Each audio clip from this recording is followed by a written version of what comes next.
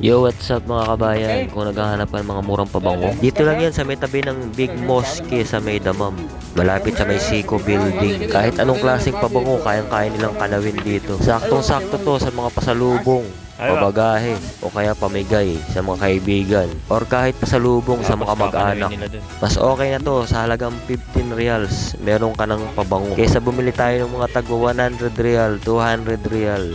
Dito sa halagang 15, marami ka nang mabibili. Iba't ibang klase pa ng brand na pabango ang pwede mong ipakanaw. Yung ganito, 15 na bibigyan. Sa panahon ngayong taglamig, mas kailangan to ng ibang lahi. Dahil halos ipaligo na lang nila to, wag lang maamoy yung amoy putok nila. Kanya-kanya silang pili ng matatapang na pabango, wag lang maamoy yung amoy kilikili nila. Kaso sobrang tapang naman, pag ilang araw na nilang ginagamit, tapos spray lang ng spray.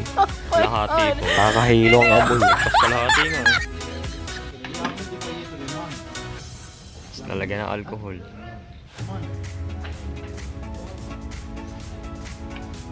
So ito pala yung mga nabili ni Kabayan R. Jason. Pangpasalubong sa Pinas, pamigay sa mga kapatid. So yun, hanggang dito na lang mga kabayan. Maraming salamat sa panonood. Bye! Dalawa yung